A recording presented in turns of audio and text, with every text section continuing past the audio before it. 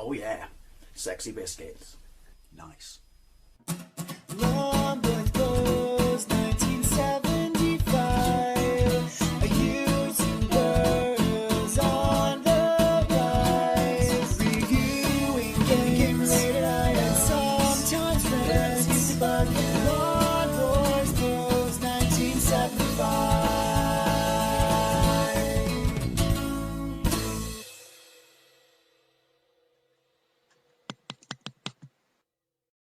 Hey YouTube, Longboys Post 1975, and welcome to another nostalgic memories of video. This might be a bit more kind of random and all over the shop because of how I want to start this video. But anyway, you've read the title, and it's nostalgic memories of going over your mate's house after school and playing video games. And the reason I say that is this still a thing? This was a big deal for me as a kid, a big deal.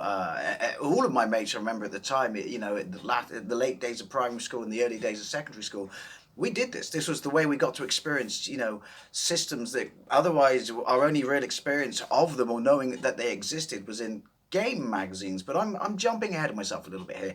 When I think, do people still do this, right? I mean, if you base what modern kids spend their lives doing on the news, media, newspapers and stuff like that, and I'm not saying you should, but I'm just using that as a base, then what do? They basically spend their entire lives sat in front of an Xbox, slowly growing obese, slowly developing diabetes, and slowly, developing future heart disease. Is that true? Do kids not do what I did or my generation did back in the day? Because yeah, we had computers, and we had, and then we had consoles, but that didn't stop me, my brothers and my mates who lived down the road in the village, of cycling like 5, 6, 7 miles to a village where our mates lived at secondary school and playing football, playing their computers and stuff like that, but cycling there to do so, still organising football matches between us and the village just down the road, which was then Winford, coming up to our playing field, which had 2 goalposts. I wouldn't go as far as to say a football pitch, because you call it a football pitch when it's on a 45-degree angle.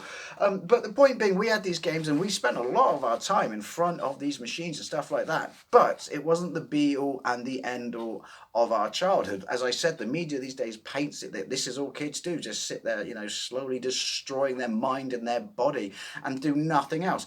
I'm not there to comment on that. I honestly don't know. That's why I kind of put that, stipulation at the start of this video when I mentioned this here. And do kids even still go over their mate's house after school? Is there any real need to, to play other people's systems or to play, 2-player games and stuff like that? Because this is something else I want to mention briefly before I talk about my memories, which is back in the day, as a kid, this was where you always played 2-player. Back then, 2-player was literally couch gaming. There was no other way to do it. It wasn't until like the sort of early days of PC gaming and modems that this concept of being able to play people you hadn't met, online via 56k V90 modems. Oh, so many memories of Quake, Fragtown and stuff like that. But yeah, it wasn't until like the early to mid 90s and then late 90s and then early noughties, I hate that phrase, when it became, started to become the sort of the premium way of gaming, or the mainstream way, I should say, not premium, the mainstream way of playing 2-player games, playing against people. It seems to me that good internet connection and the modern gaming has killed off the good old-fashioned 2-player one-on-one, gaming experience where you share the same physical area as the person, where you insult each other when you're next to them. So it's just a bit of gentle ribbing, not too harsh, not too, insulting, not like this shit now where you give a fucking 12-year-old a mic and the ability to hide their face and they turn into John Rambo, and the shit that comes out of their mouths, aimed at adults, mind. That's why I don't play modern games online. I can't be arsed dealing with that kind of childish level of abuse and shit, to be perfectly honest. But maybe that's just me being old and miserable. Shake harder, boy. Points for the quote. But yeah, I really do miss those days of, 2-player gaming, sat on the couch and stuff like that. It's, does that still happen? In my kind of, immediate circle of friends, it happens from time to time, but it's usually an after the pub thing, where if staying over someone else's house after a pub, a couple of drinks, so you're not able to go home and stuff like that, then you'll play whatever games they got, and whatever games they got that are, two-player, then because you've got a few beers inside you, that's what you want to play, stuff like that. So it's usually fighters, Street Fighter, Soul Blade, stuff like that. But that generally is the only time I play two-player games now. But because you can obviously play two-player, this is to me would have blown my mind back in the day. Even kind of when the early days of sort of Quake and stuff like that, online gaming came out in the early days of Dreamcast. But you could tell me that one day that you'd be able to play with no lag whatsoever fighting games, one-on-one fighting games like Street Fighter, online with a bloke you've never met around the other side of the globe. That would have just blown my mind. And I don't know, I think that's kind of detracts from it. I'm not saying it's not an experience, you're not enjoying yourself, you're not getting as much out of it. Well, no, I don't think you are getting as much out of it as someone sat next to you on the couch. But anyway, I'm waffling, but I wanted to get this out there does this even happen anymore? Do kids even do these things anymore? Go over each other's houses after school? Do people even play two-player games anymore? I don't know, maybe that's something from my age. If you're of my generation, my age and stuff like that, I would really like to know. That's why I kind of put this at the start. But yes, to me, at least in my immediate circle of friends back in the day, initially at primary school, going over your mate's house for tea, forgot to put that, in the question or in the title, going over your mate's house for tea after school was a treat. And it was also it was when, it marked that you had a really, really good best friend. It really, really did, because that was like the ultimate thing, which is, and you wouldn't realise that your mothers had been behind it on the phone, working it out. Like, well, I'll pick him up from school and then I'll drop him off at your house later on, or you can come and pick him up, stuff like that. It would just be that your mate would come in the next day and just go, you can come around my house for tea tonight. And so obviously in primary school, this is before, although there were experiences in primary school of going over people's houses to play systems. But this was like when you're really young, and so it was a special treat. You get picked up by your then best mate, who you hung out in lunch break, initial break, and third break. Oh, remember the days when you had 3 breaks at school? Oh, because that's not a thing anymore, is it? I don't even go, but that still annoys me. You get picked up after school, so at like 3:30, and you'd go over their house and you watch after school TV, like the Broom Cupboard and children's ITV and stuff like that, because that's what you do. And your homework would be like, obviously both of you would have suspended homework for that day, because what are you going to do? Both do it together at that person's house. That kind of defeats the purpose of going around your mate's house, your best friend's house for after tea. For tea, sorry. So yeah, you watch after school shit like that and stuff, and then you'd have tea, and tea would be something really simple. I'm not saying that these people ate like this all the time, but it was like a treat tea. So you'd have like fizzy drinks and stuff like that, and you'd have like chips, fish fingers, and baked beans. Nothing simple, but stuff kids like. And then you'd retire to your friend's bedroom, and it wasn't a bragging thing, but obviously he wanted to show you all his best toys, and then you play with his toys and get to experience stuff and play with stuff. And this is before computers that you never did, or you wouldn't have, or possibly because of your parents, in my case, had 3 boys, so they couldn't, throw cash at, throw massive amounts of cash at you. So you get to experience toys you never had. That was a staple of after school. And then obviously, systems kicked in, because the micro boom really, really kicked in. So big ones, you had the Spectrum, the Commodore, the Amstrad, the BBC B Micro, which obviously that was a staple of schools in this country, thanks to an initiative to get a computer at every primary school. So we had one BBC Micro in my primary school, and it was mainly educational. I think the only game that wasn't educational we played on it was Chucky Egg, which was my first experience of Chucky Egg, which I love. But so that side, it was Spectrum, Amstrad, Commodore, weird ones like the Dragon 32, which was a Welsh computer. I have memories of that, we'll get to that later. And the Acorn Electron, which was the cut down version of the BBC Micro, made by the same people, but not sponsored by BBC, and not quite as beefy and as powerful. But this is, probably the year or so before I went to secondary school. I had a mate, and we go and, spend time at their houses. We had a mate who lived just down the road, and his family was Welsh, and the first experience I ever got of playing on a system I never even heard of, and he had to explain to me because it had a Welsh dragon on it, was the Dragon 32. I'd basically say kind of along the lines, I mean, correct me if I'm wrong, but like the BBC and sort of Acorn Electron for that style of graphics and power, I guess. And he showed me some stuff, and it was underwhelming, but it was still really, really cool to see it and play it and have hands onto it, because in those days, even though I had my Spectrum, I loved my Spectrum, I defend it fiercely, at school, like this series I've got where I compare the Spectrum to the Commodore and call it Playground Wars, because that's where it came from.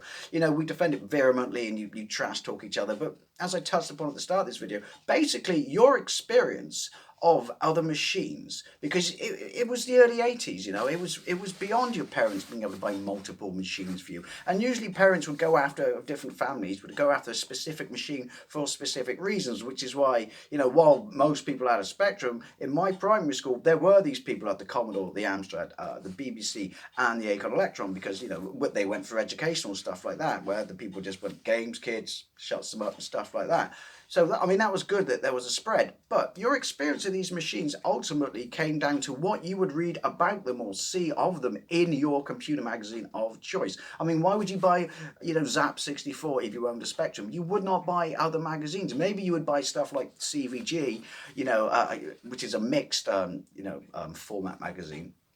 Maybe you do that, but I didn't really buy that till I had console, which would give you more experience, because you'd be reading reviews of other games.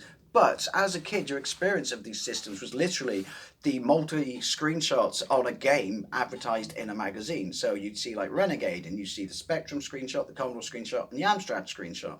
And that would be it. And so you'd fight and defend these machines at school, but you'd be defending them from a point of knowing fuck all about them, because you had no experience of them. That's the thing that blows my mind, and that's why going over your mate's house, like, talking about the Dragon 32, was, even as a kid it was an underwhelming crap computer. Sorry anyone who's got one, and sorry Wales, I'm not insulting your country, I'm just saying that machine was shit compared to what's around at the time.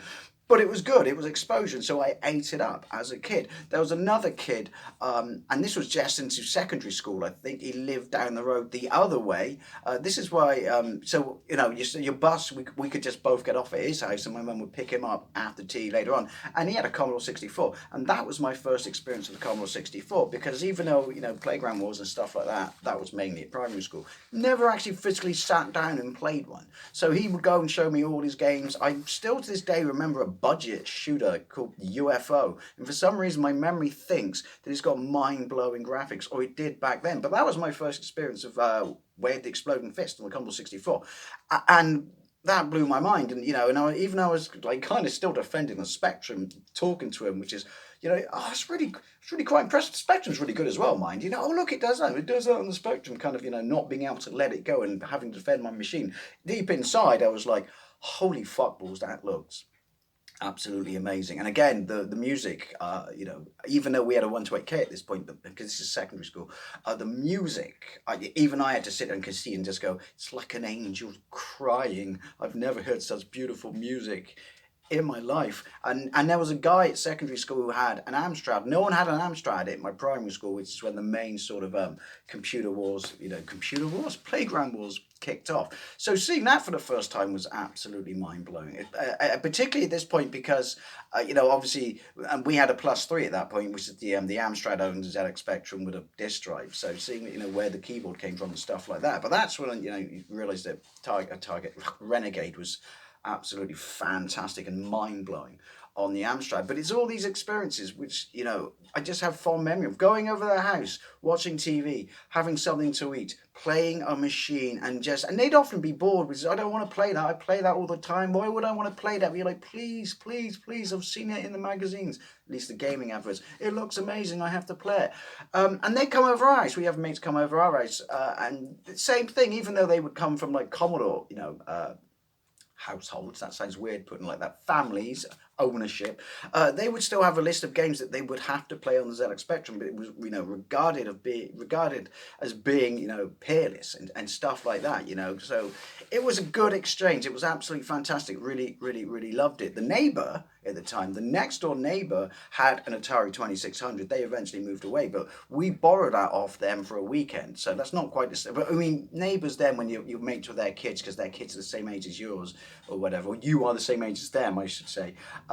Like you went over each other's houses all the time. It was almost like the parents didn't care, and your parents didn't, because you knew them so well and you knew the parents so well that it was just welcome. So it was in and out and stuff like that. And they had a Atari 2600, and as a kid, that was slightly before we had a ZX Spectrum. That was mind blowing, and they lent it to us for a weekend, and I can see my parents, or at least my dad, at the back room thinking, don't like it, please don't like it, please don't like it, please don't fall in love with it. It's really expensive. It's really expensive. I don't want it. Oh, they love it. But obviously that was my proper first outside of the arcades experience of another machine. But it's all memories and all experiences, of going over people's houses. All right, granted that wasn't after school.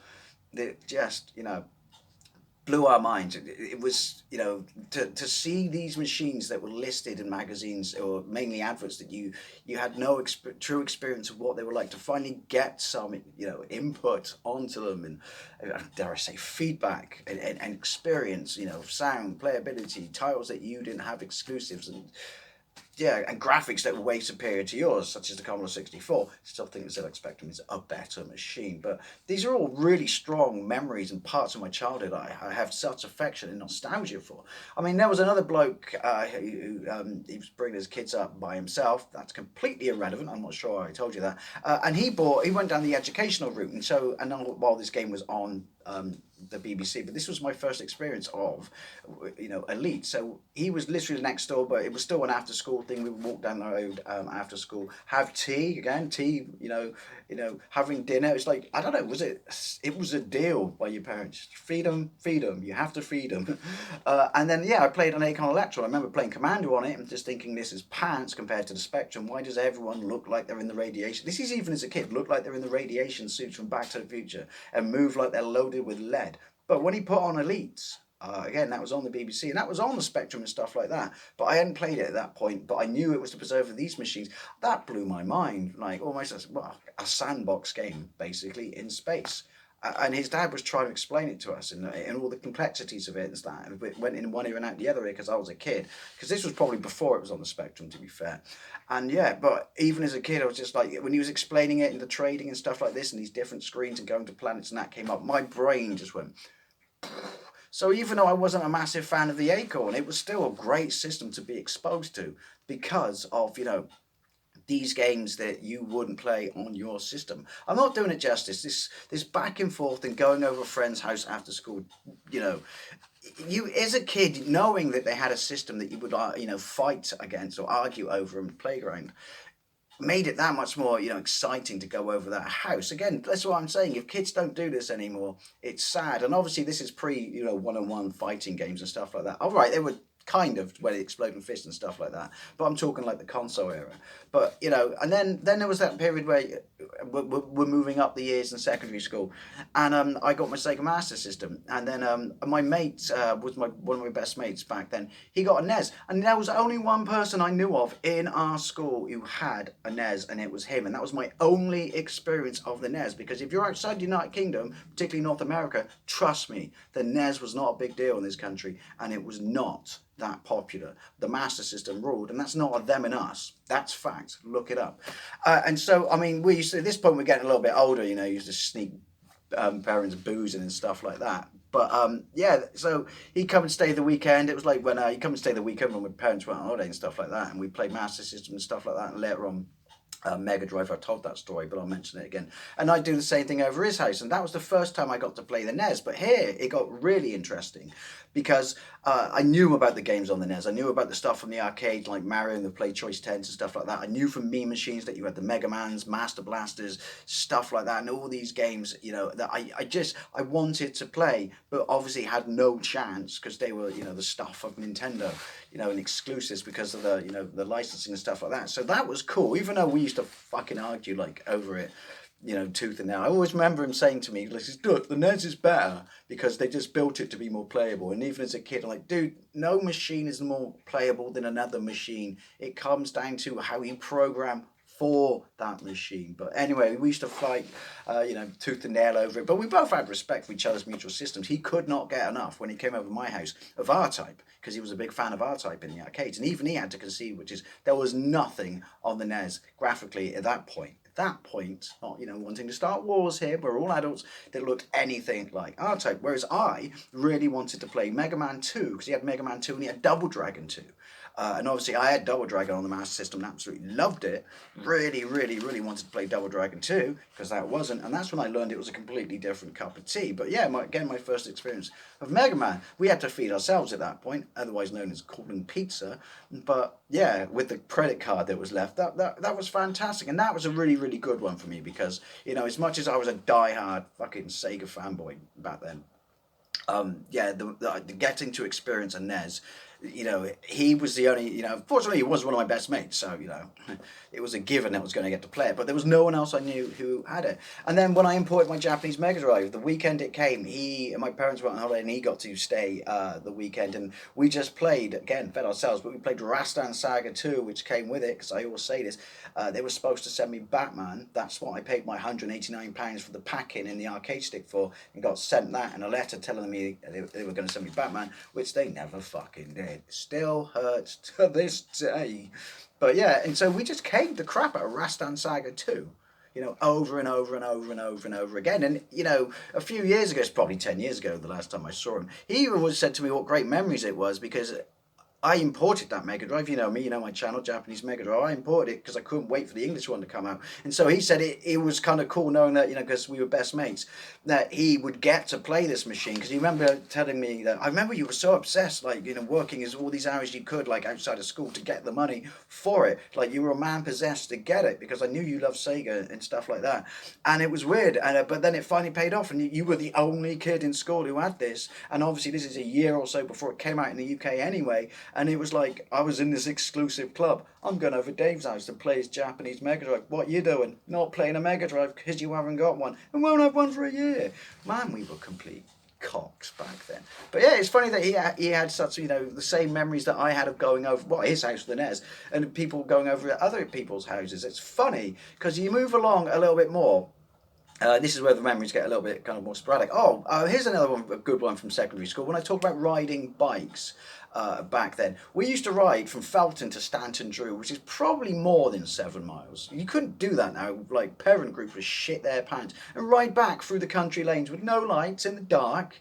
But yeah, we used to ride over there to play a game of football, and then the other reason was we knew that these two kids, Lee and Matt, they both had Amigas because they were spoiled little, I almost said the C word, bastards at school. Whatever they wanted, they got, whereas I had to save up for at least half of it, or my Mega Drive's case, all of it. And we used to have such arguments over which is best, the Mega Drive or the Amiga. To this day, sorry, Mega Drive's graphics are better, but it's not a computer, doesn't have as good sound, isn't as, you know, even then I knew it, isn't as capable and stuff like that. But he always used to say, my Amiga's better, and I said, yeah, but what do you use it for? Well, games. Well, there you go. So it's not really, is it? If that's all you're going to use it for, because it's a computer, not a games console. Well, I could, that's why it's better. But you won't, Lee, will you? But anyway, aside. So we rode 7 miles, played a game of football, then rode 7 miles back. Christ, I was fit when I was 12. Yeah, to play on his Amiga. And I have, and again, parents, they ordered us pizza. I have these amazing memories. That's the first time I ever played on Amiga, and I had to bite it down and hold it in, but wanted to say, all right, I'm blown away. This is really amazingly impressive. But yeah, I've never forgot we played Midnight Resistance, and that just like absolutely blew my mind. Always remember that day when we played Midnight Resistance. Just holy shit, because that's when I truly realized that the music on that thing was absolutely fantastic. And moving on a little bit more, then there was that, you know, summer I talk about when I imported Street Fighter 2 on my Super Famicom. And this is the other side of it, but for that summer, summer holiday, so it wasn't after school, but same thing, it was all schoolmates. They'd all be phoning up and asking if they could come over and stuff like that. And all my local mates who lived just down the road, they would come up and we'd just play it every day. But everyone came over to experience my Super Famicom. Dave's got a Super Famicom and he's got a Street Fighter. I don't even know what Super Famicom is, but I know what Street Fighter is and I want to play it. That was funny, and it's the opposite again. People will come over here, so I think my mum was getting fed up because she was entertaining kids every bloody day of the summer holidays practically, and having to scrape. I think we almost bankrupted her for a food budget then. But there was also an interesting one, which is other people would come to my house because we went to America, and I came back with a second-hand TurboGrafx 16, got it, you know, modded to work in the UK, and no one knew what TurboGrafx was then. They kind of knew what a PC Engine was, and then therefore knew that it was sort of in the, and we know it's a PC Engine, we know, I mean, back then it's sort of in the ballpark of a PC Engine.